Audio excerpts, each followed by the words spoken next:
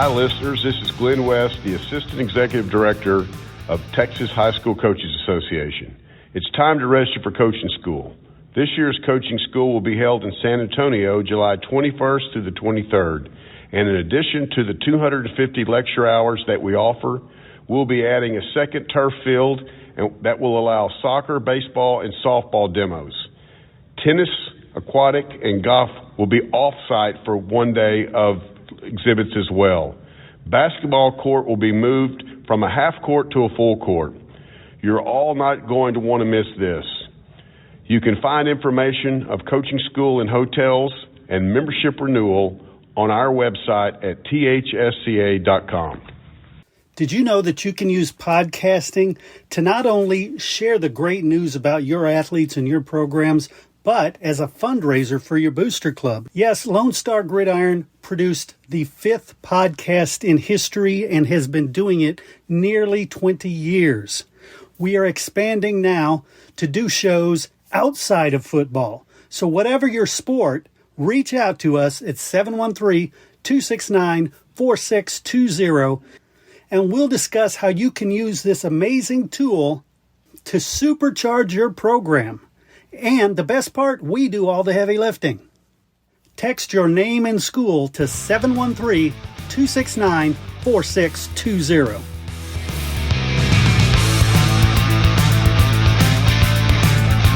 Welcome back, everybody. Thank you for joining me once again on the Coach's Call.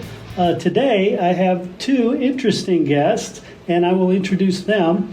They are Seth Stinton, the athletic director for Melissa, and Jennifer Frazier, the athletic director for McKinney ISD. Welcome to the show. Thank you for having us. Yes, absolutely. Thank you. So I guess what we're going to talk about today is really the most important thing right now this time of year, is how do you get ready for this upcoming season? And we'll just go one at a time, and we'll start to my left. Jennifer, tell me. Well, I think obviously the role that we sit in, we're trying to make sure that we put everything in place so that our coaches, have all the resources that they need to be able to start their school years off and, feeling confident about what they need to accomplish. And so, our offices right now are just like making sure that we have everything in place, communicating our expectations, making sure that if there's something that our coaches need, obviously at the top of the list is making sure that they're fully staffed, helping them with that. And so I'm just trying to kind of get everything in order so that they feel like they can hit the ground running when school starts. Nice. And Seth, what do you think? I think, besides those things, one of the things that we're a little bit different than them is because we have just one school, everybody is in and out of our facility every day, and where my office is, I see our coaches all the time. And so we have conversations about them, like, hey, what are your expectations for the season? Those kinds of things. And I think it's been really good just listening to them talk about what their plans are and how they plan on doing the things that they want to do this year. And the other thing too is just giving them hey, what can I do to help you? How can I help you do those things? And I think that's the part. And then, just the everyday coaches meetings that you sit in with your football coaches and with all your other coaches that are in there all the time. Those things and those conversations help them kind of understand what our expectations are, and I try to give that to them. What are your expectations? Okay, cool. How do I support you? What do you need from me to support you? So those are the things that we do. Nice. And you talked about asking them, what are some things I can help you with? And if you could, both give me some examples of typical things that come up that some people might not think about. Well, I would, I would just say that I think the most important thing that we kind of ask our coaches is that they need to have a plan. They need to have a plan. And, we talk about that. Obviously, I know, there's those daily practice plans that you need to have, but there really needs to be a yearly plan. Off season, during season, preseason, postseason, all those kind of things.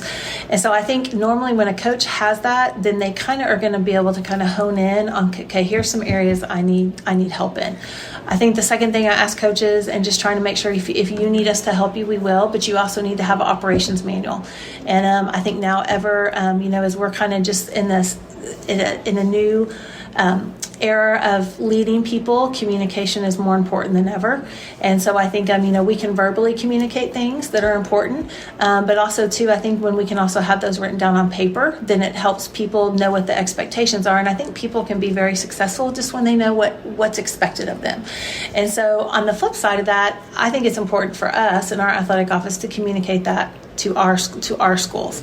Obviously we have several high schools in our district, but it's really important, especially for us, to communicate kind of what our expectations are in just those two areas. Have a plan, have it written down, and then that way, if you have questions, you can come back to us, and we'll be more than happy to help you plug in the resources you need to make sure that you can be successful. I think that's great. Those operation manuals are very, very, very important. And I think, the biggest thing that I get usually when I ask, hey, what can I do to help you? Well, I need new batting cages. I need these L screens. I'm talking softball. I was just listening to our softball coach in there talk just a minute ago. And that just small stuff like that, like what, okay, that's going to help you be successful. I really think so. That's going to help us get to wherever, or we're going to do these things with those. And usually that's what it is from us. And, what I try to encourage our coaches to do is like go and talk to other coaches. Go visit other programs that have had success. How do you do this? How do you build a culture? How do you do these things? And I think that's the part, we're going to give them those opportunities to go visit those people. And I think that's really been one thing that we've done that's allowed those programs to kind of take some steps to get a little bit better every year. Nice. And Jennifer, let me ask you this, since you're a larger district with multiple schools, how is staffing? Because staffing seems to be an issue statewide, probably nationwide, but how is that going? It's actually great for us. We're 100% hired up right now. Nice. So unfortunately, Seth and I sit side by side, and we're in an area that's growing. We're in communities that people want to be. We're very blessed in McKinney ISD. We have healthy budgets, and we have amazing facilities. And most importantly, I think that we have a culture that coaches feel like they're supported, and they want to be there. And so for us right now, we're 100% hired up. Obviously, that can change at any moment. School hasn't started yet. But I do think it is important that you create a culture that your coaches want to stay. And it doesn't mean that they're all going to stay. Because, obviously life happens and people move on for various reasons. But right now we're sitting in a good place.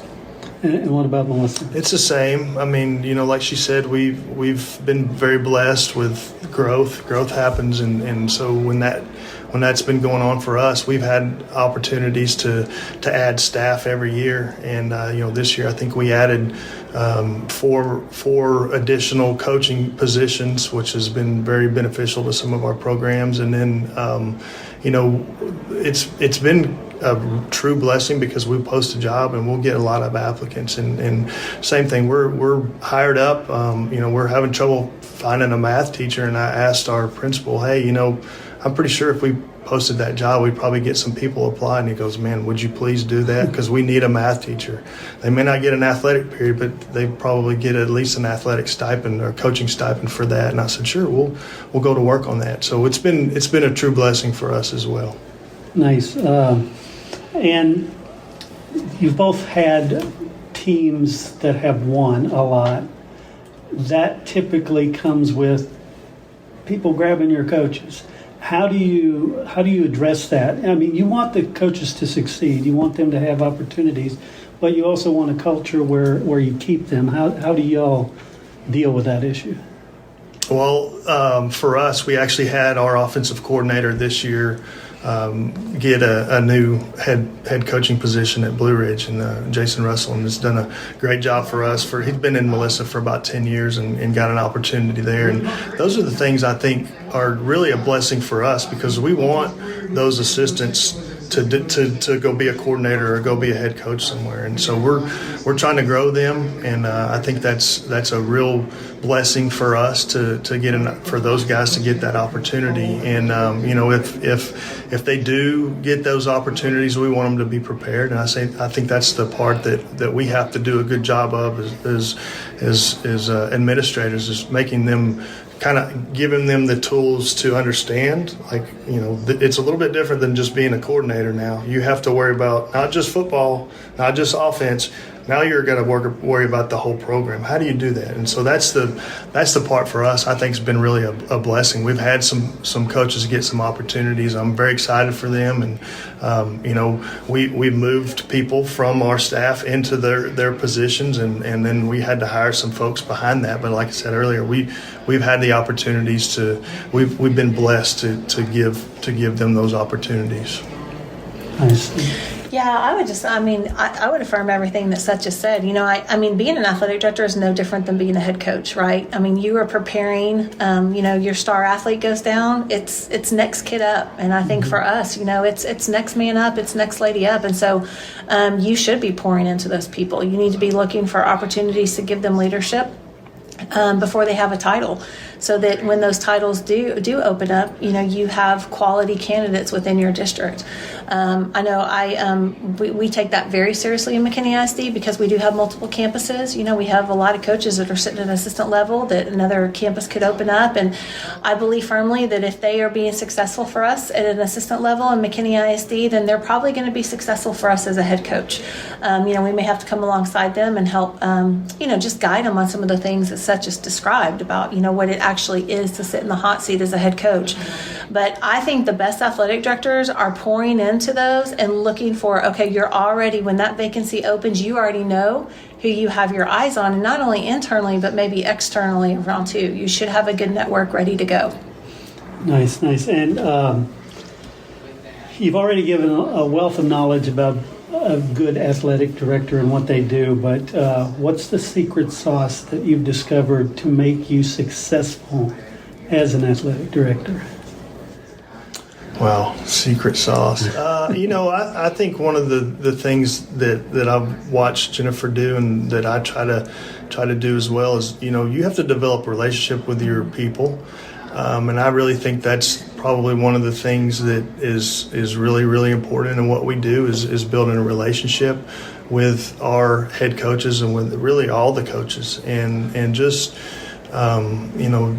you got to talk to them about other things other than coaching sometimes. And, we'll have a coach that's struggling with whatever. And, I already know about that, because we've had some conversations, and I've tried to get around and talk to all of them about, hey, what's going on? How can I help you? What are some things that you need from not only from me, but also maybe your head coach? Are you going to have to miss some time? Okay, well, we're going to work around that. We're going to figure those things out. But building relationships is really important, and I think that's one of the keys to, or the secret sauce, as you say, to doing our job. Absolutely, and I think, relationships matter. It's the most important thing. It is the number one key ingredient. And I think, the most successful coaches will tell you that sometimes it's not always the top talented teams that are the most successful teams. It's the teams that mesh well together and do those kind of things. And so, we tell our coaches in McKinney that, right nowadays you have to earn the right to coach kids hard. It used to be that they walked in the door and they would just automatically, yes, ma'am, no, ma'am, and yes, sir, no, sir. And now you really have to earn their right to coach them hard. And I think the same thing for us as ADs. I think we have to earn the right to lead and to want the best out of them. And I think that's our responsibility. And I tell our people all the time, when I step on the campus, I want to know you, kind of what Seth talked about. We want to know about your family, and we want to know what's going on in your life beyond what you do for us athletically. But that's my responsibility to go find that out as well too. It's my responsibility to go talk to the third assistant and go make sure that I shake their hand or give them a hug and just check in on them. So relationships drive everything, and we talk about that all the time, but you actually have to do it every single day because it's what matters. Definitely. And you mentioned relationships. It would seem at the AD level you're another step removed from that parental relationship. Is that the case, or do you nurture that as well? Yes, I would say that we're a little bit removed from it because we're not dealing with kids every day, so therefore we're not dealing with parents. But I do think we are in the parent business. But is it just when it's a bad story? I don't think so. I think a good athletic director, I think it's important that you tell your story. And so our parents are our most important stakeholders beyond our kids, right? And so I think as athletic directors, it's important for us to make sure that we're telling our story. And that goes to just making sure, obviously, through social media, I think just different campaigns that we do, just making sure that even just the way our coaches act and the way that we do character curriculum and just all those kind of things that we're out there making sure that our parents know the great stuff instead of just the times that they might become frustrated about things. And so, it's are we meeting with every single parent? Are we in parent meetings? No, we're not. We're not doing those things. But I do think that our parents should know what we do and who we are. They should see us at games, and they should definitely see us pushing out the great things that happen in athletics through social media. Nice. Seth, do you have anything to add? I agree with those things. I think the biggest part, for what Jennifer said was like, in a little bit smaller area for us, and I go to everything as much as I can, and I like to say, hey, how's it going? And sometimes I sit in the stands, sometimes I sit on the sidelines, sometimes I sit on the other side just so I can hear what's going on. And so there's a lot of good from parents that they could just say, hey, this is going on, and like, okay, well, tell me about that, what's going on with that. And I think sometimes in our seat we are a little bit removed, but also if we can get ahead of some things, that helps that coach out some as well. Nice. And what do you have in place to help parents be prepared for the season too? Because you've got a whole new crop of parents every year. At least at the freshman level. Yeah, I think one of the things that our coaches do that I really love is they have parent meetings, and they actually go to parents' houses, and it's been a really cool thing. And some parents don't like that, but so they'll come to the coach's office. But a lot of them say, yeah, come on over. We're gonna cook dinner or whatever for you. And our coaches have really done a great job going and being upfront with them and telling them kind of like, hey, this is where we see your kid. This is what's going on. These are the things that we think in the next couple of weeks before the season or before the fall or spring, whatever. These are the things we think they need to work on and work through. And I think that's really been a super beneficial thing for the programs that do that. Yeah. That's cool. I would say just like us, we just need to have a plan. We need to have a plan. And I think just like our coaches, I tell our coaches, and Seth and I are both parents, so we understand what it's like to have a family and then have to be at all these places. And in the Metroplex, things are very hopping and busy all the time. So, we talk about, parents are going to be prepared when you communicate what you expect of their kids. And so providing them with the schedule, providing them with the calendar. If you're going to be late, communicate that in advance. If you're going to change something on a Saturday and they've made plans, communicate that in advance so that they know how to prepare. And I would say even at a larger scope for us, we both have big stadiums that we play football in, communicating what to expect when they walk in, right? We have clear bag policy. We're going to have security detection, just all the things, no outside food or drink. It's our responsibility to do the best job we can to communicate that in advance, whether it's through our head coaches, whether it's through social media, whether it's through, just school announcements, whatever that looks like, so that parents don't grow frustrated with the little things. They come and they're already kind of ready and expecting what their experience is going to be like. So hopefully it translates to a positive athletic experience. Nice. And as far as issues coming down the road that every school is going to face, what are those? Are they simply the voucher systems and the transfer portal ideas, or are there some other things there? Well, that's a good question. I think for us, specifically some areas that I feel like we can't keep up with our growth. We're growing so quickly. We can't build things fast enough. And, we're building our second middle school right now, and it's going to open after next school year. And we're going to move currently our middle school into that one. And so at the same time that's going to happen, we're going to build another one. So we'll have 2 and eventually 3 middle schools, and I don't know how many elementary schools. And, we're about to complete our high school with an arena. And then our high school facility will be finished, but those middle schools are busting at the seams. I think right now in 6 through 8 we have over 1,500 students in our current middle school, and it was built for like 900, I think. So we've had to get creative about where we put our sixth grade. Hey, let's move our sixth grade over to the old middle school. So those are the things that I think we kind of struggle with a little bit. The voucher stuff, I really don't know what to expect with that. I really, I don't think it will hurt us that much. I really don't. I'm not 100% sure how this is going to affect us. So I don't know. Mark his words. Yeah, I'm not sure.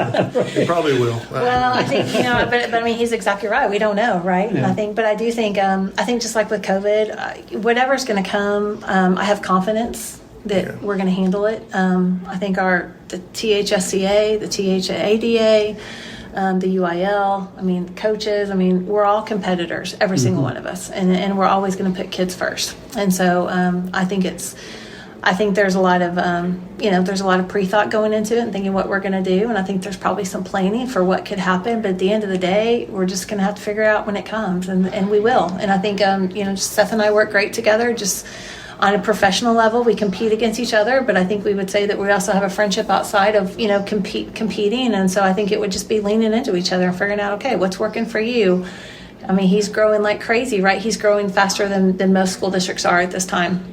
We did that in McKinney, 15, 17, 18 years ago. So it's we're all going to be at different stages, but I think we'll come together and we'll figure it out. Yeah. Nice. So are you ready this school year? I hope so. It's coming. It's coming. Yeah. So I think, it's exciting to get to see our coaches and get back to it and hopefully pour into them a little bit. Hopefully they all got some rest and relaxation over the summer.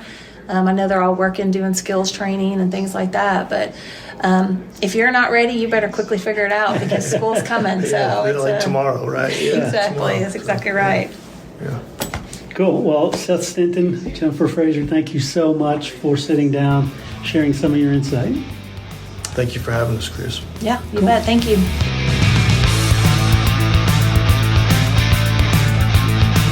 The interviews in this show are brought to you by the Texas High School Coaches Association. THSCA provides to its more than 26,000 members access to the people, events, tools, and resources to help them thrive in the profession, become trusted leaders in their communities, and live balanced and successful lives. The work and sacrifice coaches do every day is vital to the development and success of student athletes. The THSCA supports these efforts. We fight for every coach, provide them with the connections and resources to improve their lives, and help all student athletes throughout the state enjoy lasting success. The mission statement is simply this: to help and serve Texas high school coaches as they work to help and serve student athletes. Helping coaches help kids. For more information on the THSCA, visit www.thsca.com. Hey, of course, I want to thank our guest, but I also want to thank you. I want to thank you for giving me what I consider the most valuable thing you can give, your time and your attention. And I know you don't do it to hear me. You hear it for the great messages provided by the THSCA.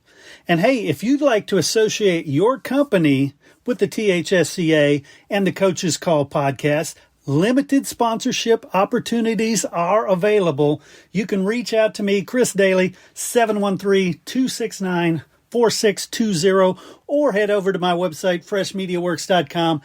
Once again, thank you so much for supporting Texas high school coaches. Please share this show out to everybody you can so that we can help share these important messages. Thanks again, and we'll catch you next time on The Coach's Call.